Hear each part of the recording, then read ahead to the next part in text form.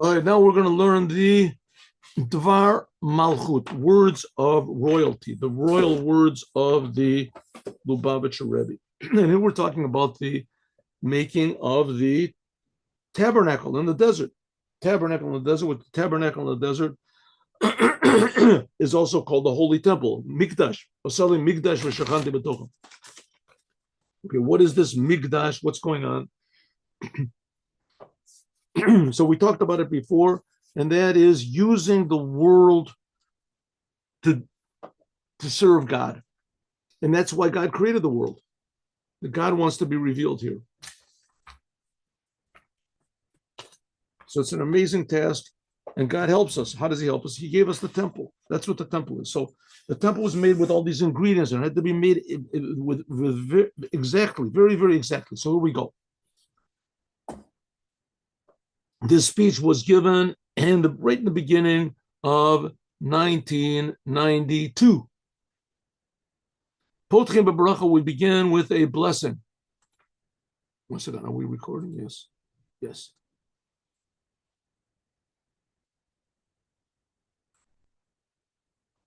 Potchim b'bracha, we begin with a blessing, and especially now.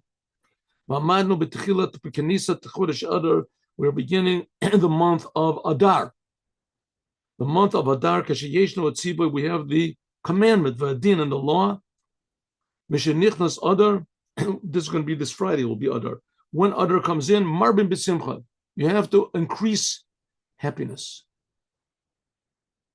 Huh? You have to be happy in the month of Adar. If you don't want to be happy, you don't like to be happy, you don't know how to be happy, you have to be happy on Adar, the whole month of Adar. You have to be happy all the time. You always have to serve God. But you have to even increase happiness. Marbin b'simcha. B'chodesh, this month is Baria Malzl. It's a lucky month for the Jewish people. The Mela so automatically move on. It's understood Shebnei Israel, that the Jewish people that we now the moving Shebnei Israel, that the Jewish people mitbarchim, they get blessed, especially in this month. Happiness is a wonderful thing.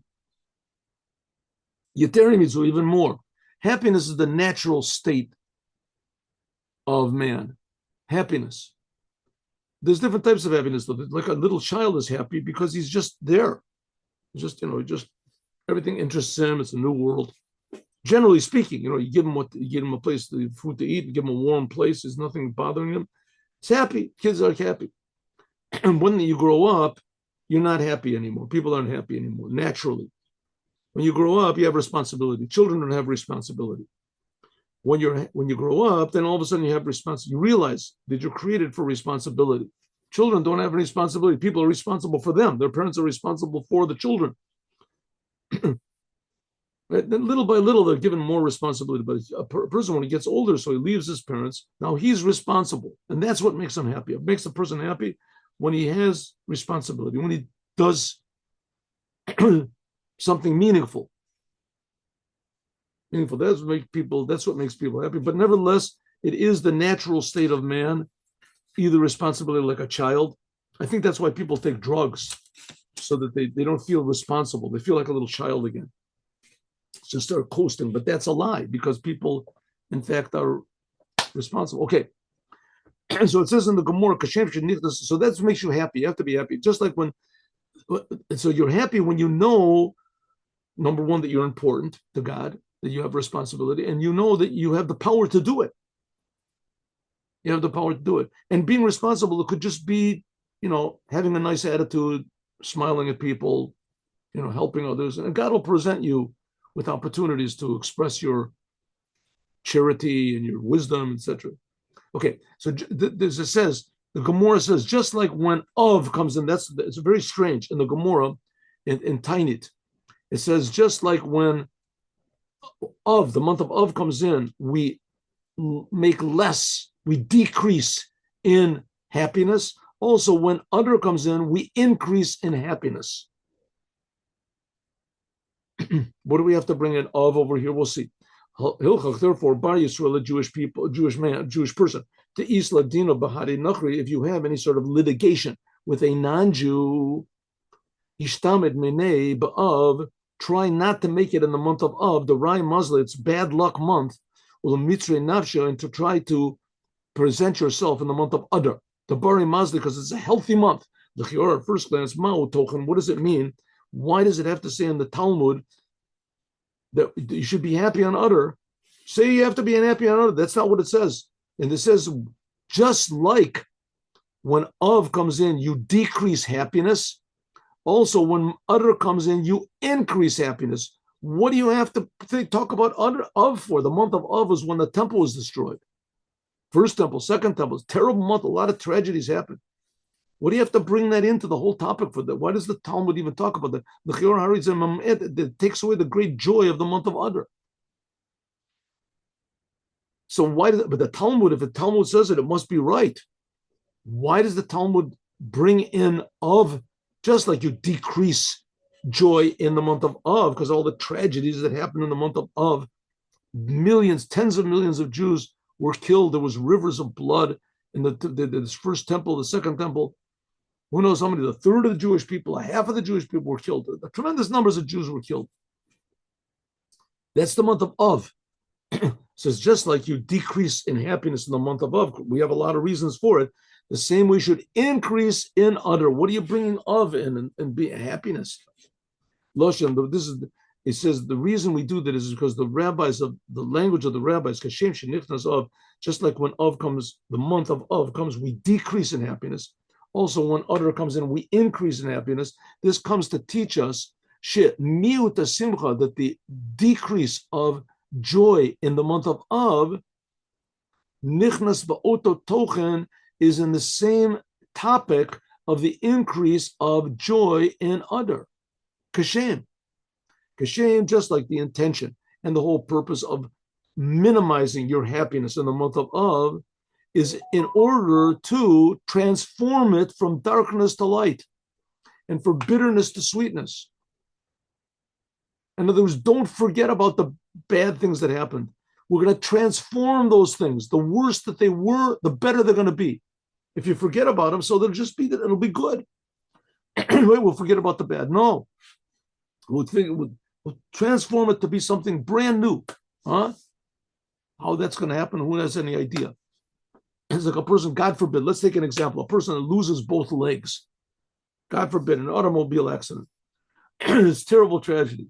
And they say to the person, listen, we have a new thing. We're going to give you 2 artificial legs. It's not going to hurt. They're going to work just like the old ones. Now you can be happy. So, I'm so happy, right? That's good that you replaced what was lost. He says, no, there's going to be something even better. We're going to take the fact, just as you were miserable when you lost those legs, as we're going to increase it, right? When you lost legs, you went from, how do you say, your normal happiness level went from 5 to 0. So now we're going to make it from 5 to 50. Increase it in, because we're going to not only is it going to be just a regular increase, it's going to be something that's going to transform the bad to good. Huh? How can we do this? How can we transform bad things into good? What could possibly transform the pain of the Holocaust to be something good, infinitely good? We'll be happy. We'll be happy that there was a Holocaust. Whoa, that's great that there was. This is happiness. You get no idea. What does it mean? Says the Rebbe, we're going to see that this is brought about by increasing happiness, Bari Mazla, in the month of Adar. Shemahapech, that it transforms also the decrease in happiness, it transforms it of the bad luck of the month of Av, not just it replaces it, it transforms it. Lochen, therefore, it's understood, by means of this, it's added even more joy in the month of Adar. Nosef, adding joy, mitzad atzmo, but tova nira v'nigla, that'll be revealed in a revealed way. Gama simcha, also a joy from the fact that mahapchim az, that we transform all the bad things into good things. Shagormi mimatim simcha. Now, this is a thing which basically I don't think anyone in the world has ever experienced. Maybe we can, if we think about it, we can sort of get into it. But It's not so easy. One example how we don't appreciate this is when God took the Jews out of Egypt and he gave them the Torah. So when God took the Jews out of Egypt, the Jews were suffering in Egypt, and he took them out. He didn't just stop the suffering. He didn't stop the suffering, right? So that you before you were slaves in Egypt, and now you're not slaves anymore. No. So now you're not only going to not be slaves anymore, is it not going to get relieved from servitude. Now you wake up in the morning, you don't have to make bricks anymore. They're not going to beat you anymore, right? That's it. You're free. That's pretty good. That's no. That's not the good. God took us out and he revealed his essence at Mount Sinai. What did the Jews say? We can't take it. We can't take it. Leave us alone. We want to go back to. So we see too much good. People don't know how to translate it into day-to-day terms. We don't know what it means. It's like taking some person from the street, he's fishing around in the garbage cans or something like that, and saying, okay, now you're going to be the president of the United States, the professor of the biggest universities in the world. You're going to be a multi-trillionaire. Guy doesn't know what to do with it. What am I supposed to do? Put him in front of a lecture hall. Okay, now lecture on nuclear physics. Nuclear, what was that word? Start lecturing. He can't do it. He doesn't know anything what you're talking about, right? What is it? You just made, should I make this investment? If you make an investment over here, you'll have $20 trillion. But if you make it over there, you'll have 30, but you have to wait another month. What did you do? I don't know. I mean, how many sardines is $1 trillion? How much? He doesn't know what you're talking about. The same thing, we can't appreciate the good that's going to be. In this world we're talking about. Says the Rebbe, in udder, you're going to get a little taste of it. We should have. In a way, in a way that says the bitter becomes sweet, tasty. Lashon Rabin, it's a plural. Tastiness, tasties, whatever you want to call it. That every little bad detail in the world will be transformed to be something new and tasty. Just like you take bitter food, and if you have a good chef, he knows how to make it tasty. It's even better than food which is naturally tasty. Marbin b'simcha ba'adar on its own. It says that udder, in the month of udder, has some sort of a happiness hidden inside of it, which is unexplainable. Taking bitter things, sharp things, or things that are, not tasty, but you know how to spice them up and to sweeten them up until it becomes madanim, leishiv nefesh, until it becomes food that returns the soul. The bitterness, the bad things of become transformed to good. According to this, that the commandment to increase happiness, this comes from, this commandment is in, where do we find the commandment that we have to be happy in the month of Av? Where it says over there, just the happy in the month of Adar, and it says just like Av is unhappy, so Adar will be happy. Where does it find? It's in the tractate of the Talmud, which is called Ta'anit, fasts. The Sugya Magdebris, which talks about how you read of the Chodesh Av, it's talking about the descent in the month of Av, including not having joy in it in the month of Av. There it talks about the different laws about fasts. The month of Av is a fast month, a fast day, but this is the whole month is a month of misery. Of they said by means of this, but Tosef Od Yoter, it adds even more in the blessing. This is a blessing in everything. Also transforming everything from the opposite of blessing and joy. Until the greatest blessing you could possibly have, that's what's really important now to us, which is really relevant to us now. This is the blessing of the Geula v'mitvit shlema, the total redemption of the world by means of the Moshiach. Keshetiyah shlemos asimcha, there'll be ultimate joy. Azim le'schokpino, then our mouths will be filled with joy. Shlemo tabari mazil, that there'll be a completion of the, of a good luck month of the Jewish people. Shlemus that hapchat chashucha, transforming all darkness to light, umrira the misko, and bitterness to sweetness. I mean, I'm looking forward to it. What can I tell you? I can't imagine how it's going to be. I mean, I know people that they're in terrible situations. I know people that have somebody in the family that's paralyzed, that has dementia, and they're just laying motionless in bed, and weeks, years already. How is that going to be transformed to good? I don't know. I mean, if the person gets better and gets well, that's enough, isn't it enough? Says the Rebbe. You can hope for much better things than that. The bad is not going to just be eliminated. It'll be transformed to some type of new good that who knows? Okay. One thing we can say, I mean, maybe, I don't know, maybe you can say that, let's say a person is really sick or he's unconscious, whatever, and he gets better. So he gets better. So everybody's happy. They're all happy for a day, then a week, and then a month, then it wears off. It wears off. People aren't so happy. Oh, we're so happy to see you. You're alive. You're awake. Everybody's awake. Look around you. Hundreds of people, thousands of people, they're all awake. You're happy to see them. It makes a difference to you. Your family is awake. People that they're alive, they're healthy, you're happy. It makes you happy. You get used to it. It's no big deal. Everybody's naturally happy. When, God forbid, somebody becomes unhappy, unwell, then it's a terrible thing. Then you really get activated. Then you're activated. You go to the doctors and you pray. You go to the temples. You go to the whatever it is, the synagogue, and you go to the graves of tzaddikim and you give charity, extra charity, because you're activated by bad.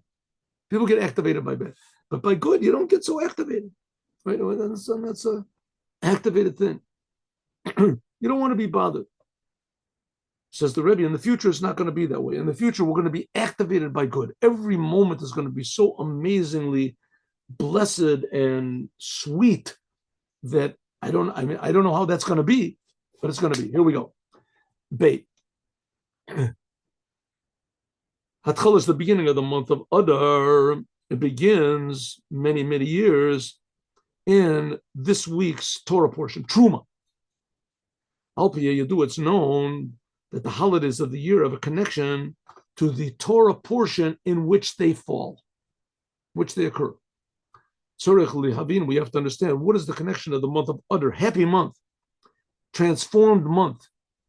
It says, like, when Adar comes in, you have to be happy, and it says it's a good luck month to Truma, to this Parsha Truma. What's the connection? Nosaf l'sheichos the Chodesh Adar in general, the importance of the month of Adar in general. There has to be a connection to the month that this year, especially when the Rebbe is speaking. Number one, Lioto, this is a Shana Muber. Now, and our year is not, but the year that the Rebbe was speaking, Tafshin Nun Beit, 1992, and there were two others. The month of Adar, and in Judaism, it goes according to the moon. The moon. When there's no moon in the sky, that's a sign that it's the end of the last month. When there's a first sliver of the new moon, that's the beginning of the next month. That's the beginning. It used to be in the time of the temple, even a little bit after the temple, that's how they used to judge, by the moon. People would see the moon, they would come to the high court, and they would testify, we saw the moon, and they would think about it, and then they would declare this is a new month. That's how they would declare. It's a new month. They would declare by seeing the moon. Now we don't do that anymore because there's no high court like there used to be. And it was set something like 200 years after the destruction of the temple. The calendar is set. But still, the basic principle is still there.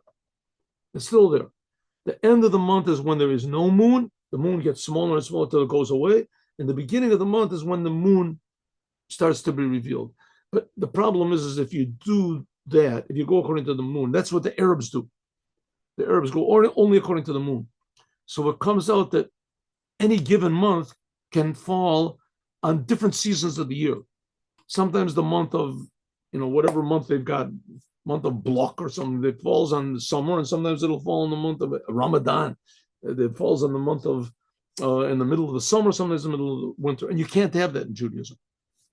Because in Judaism, it says that the spring month, that's the month that has Passover in it. Passover always has to fall b'chodesh Aviv in the spring. So if you go only according to the moon, then it's going to be eventually out of sync. The month of Nisan will sometimes fall in the Aviv in the spring, and sometimes it'll fall in the summer, sometimes it'll fall in the winter, because you're not paying attention to the sun. The sun is the seasons of the year. So therefore, in order to make it come back, so they come out that every 3 years, it gets out of sync, like almost a month. So they knock it back by adding an extra month. So once every 3 years, there's an extra month. That extra month is always the month of Adar. When the Rebbe was speaking, that was the case. There were 2 Adars. Passover is always made in the second Adar. Okay. So in the beginning of the month of Adar, it falls in Truma. This year, says the Rebbe, when the Rebbe spoke this, there were 2 Adars. One Adar comes in where you add on happiness, and this is Parshat Truma. It begins in Parshat Truma. That's what. So somehow or other, this idea of the month of Adar and the idea of happiness is connected very intrinsically with Truma, where they talk about building the tabernacle. And los of the Sheikhs, the Chodesh Adar, in addition to the connection of the month of Adar in general, there has to be also a connection how it is this year, because this year, number one, there are 2 Adars. Okay, now we're reading Parshat Truma. We're found in the beginning of the first Adar. Number 2, on the days of Rosh Chodesh Adar, this falls on, I said, the beginning, it contains all the days of the month. So the first day of the month, when the Rebbe was speaking, by us it falls on Friday and Saturday, Friday and Shabbos. By the Rebbe, it fell on Tuesday and Wednesday. Okay, let's first of all talk a little bit about the portion of the week and how that's connected to, let's see how much we can get done. In the beginning of our Torah portion, God tells Moses to tell the Jews that they should bring for God offerings. What type of offerings?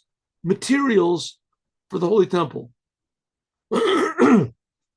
13 things. And some divide these 13 things into 15. The same ingredients, it's just how you count them, the same thing.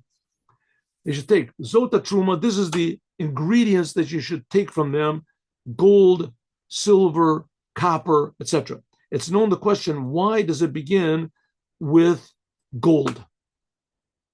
Gold, why not begin with gold? What's the question? In addition to the question in general, they should have written from the simple to the more expensive. In our case, it would have been more proper, more correct to start off with copper. This is talking about the offerings for the tabernacle. This is an obligation of all the Jewish people, each one according to his generosity. These were given according to each person's feeling of generosity, what he wanted to give. It's not an obligation. You didn't have to give anything if you didn't want to. Simply it means the Jewish people there was a difference between poor people and rich people. How is there rich? We'll see. When the Jewish people left Egypt, it says that they took all the gold and the silver with them. So every Jew was rich. But nevertheless, there's Jews that got more gold, and there wasn't as much gold in Egypt. So the gold they got rid of quickly. And then after that, the silver. And then the copper, there was plenty. So it comes out that 600,000 Jews, 600,000 families, they all left Egypt. There's 600,000 men, not counting the women and the children. They left Egypt. So 600,000 says, Lo yato yad kulam shava. Not all of them were equal. So they should have started off with what was more plentiful, silver or copper. They're found more to all of the Jewish people, things which were equal to everyone. And afterwards, then you should take gold, should be the last one. Just like we find in the offerings which came afterwards, the whole thing of the offerings came to the situation of the menadvim, of the donors. In the beginning came gold, silver, and copper. Sheshloshtam, that they were by majority of the Jewish people. All the Jewish people, each person gave according to whatever he wanted to. And afterwards there came Techelet Vargomon v'Tolat Shani. There came these special fabrics, which were, what is it? The Techelet, what is Techelet? Crimson? I don't know. Crimson, maybe Argomon, maybe that's crimson. The blue and Tolat Shani and red. It says blue and crimson and red. I don't know. Anyway, whatever these, however you translate it, these three different colors. The sheish, and sheish was fine wool. Sheish, it says, even though sheish a lot of times is silk, but this is and izim, another type of wool. Sheish v'izim, orot elim ma'adamim. It says there were skins of what is it, rams that were dyed red, and there were skins of tchashin. Nobody knows exactly what it is. Some people say it was a unicorn. Some people say, I don't know, it's some animal that doesn't exist anymore. On this, it says, and not all the Jews had this. So first of all, it lists what was more plentiful, gold, silver, and then afterwards it lists these rare garments and materials. On this it says, every person that found buying this blue color, whatever they should bring it. Because these fabrics were not found by everybody. Afterwards, and afterwards they brought what was called the shitim wood. That was even more rare. Called Ishashir Nimsa Ito. They were huge. Fewer people had this shitim wood. They used the shitim wood to build the almost all the things, all the altars and the instruments in the temple were on a base of this shitim wood. In any case, those were the most rare things. So when the people brought, it lists the things that were more common, gold, silver, and copper, and then things that were less common. That's these garments and fabrics. And then afterwards, things that were almost not found at all, and that's this shitim wood. The last things, and finally, the last things were shemen lamor, the special oil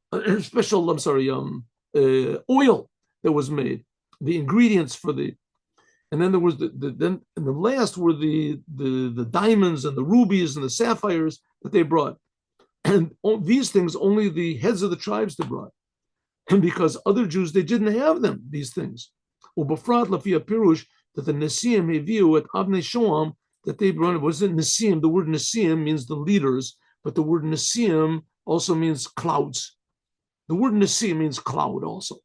So it says the clouds brought them. There's a question if you could even use them because they were brought by miracles. If they could be used in the temple, it's a whole big judgment in the Talmud. Okay, so according to this, so gold should have been brought if when the Torah lists what was actually brought. So it lists, first of all, the metals that were brought, which that was more common. And then it lists things which were less frequent, which were less found. The fine tapestries and things like that. And then afterwards, so if so, when it talked about the metals that were brought, it should have started off with the most common, which was copper. Gold for sure shouldn't have come first. Shekain mispar muat, because the smallest number, Shekain mispar muat yoter b'nei Israel, because a smaller number of Jews brought gold than number of Jews that brought silver and copper. The Hagam Shebnei Israel, even though the Jewish people, they did have a tremendous amount of gold and silver from the spoils of Egypt and from the spoils of the sea. It says afterwards, like the rabbis say, each and every Jew, there was no Jew that did not have 90 white, no, I'm sorry, 90 Lubian donkeys, which were supposed to be tremendously powerful, 90, which were laden with gold and silver and gold of the Egyptians. But nevertheless, even though that all of them were rich, but the Pashtus Etzel by the Egyptians and also afterwards by the Jewish people, they had more silver and copper than they had gold. Because what's more valuable is usually less in number. Adarabah Mishum Kach, therefore, that's why it's more valuable, because it's rare. The same thing with the diamonds and things like that they brought. These were much more rare. So they were brought the last. So therefore, so therefore everybody was rich, but there's some people that were rich more with gold and some people were rich more with silver. According to this, the question becomes stronger. Why is that the Truma Mishkan, why does it begin with gold? Why does it begin with gold? Why does it begin with gold? If we're listing, first of all, the more common things, the metals, and then afterwards the tapestries, and then afterwards the wood and the jewels, which were less common. So if so, when the gold, it should list the least, it should list the least, how do you say, it should be the most common, should be listed first. That's how he listed everything. And the most common of the metals was copper. So why isn't copper mentioned first? Okay, the Rebbe is going to make a big point of this. So it's impossible. You have Shalom, or you can't say that the Torah is counting these 13, or if you want to call it 15 things, according to the order of their importance, and gold is the most important. That's not so, because the precious stones, Avnei Shoam, Avnei Lim, they were much more valuable and important than the gold was. And they're counted at the end. And number two, the main commandment in bringing the gifts to the temple by means of the tabernacle, by means of the Jews, it doesn't make any difference in the importance. We're interested in what they actually brought. What they actually brought. And two things, the silver and gold, they brought more than, in silver and copper, they brought more than gold. Okay, so the question the Rebbe is asking, when the items that the Jewish people donated to the temple are listed, the first one that's talked about is gold. They brought gold and silver and copper. And the Rebbe is saying, why gold? Why is gold? Gold was less common than copper. And things are listed in the order of their commonality, which was more common. The metals were more common than the cloths were, and the cloths were more common than the diamonds were. And that's how they're mentioned in that order. If so, in the metals themselves, why wasn't copper mentioned first? That was more common. We also have to understand, Maya Hotza'ah, the Dorot, what is the Hora'ah? What is the teaching for us that gold came first? And that's the point that Rebbe wants to get to. What are we supposed to learn from the fact that gold was mentioned first? What's so special about gold that it has to be mentioned first? If you want to mention the most expensive things, then talk about the diamonds. They brought the diamonds and rubies. That's the most expensive thing. If you want to talk about the most common thing, then talk about copper. But gold doesn't fit in anywhere. It's not the most valuable, and it's not. So why does it start with gold? There must be a very important lesson for us to learn from this on how to be happy, because it's talking about the month of Adar, and how to make ourselves into a holy temple. And we'll talk about that, God willing, tomorrow.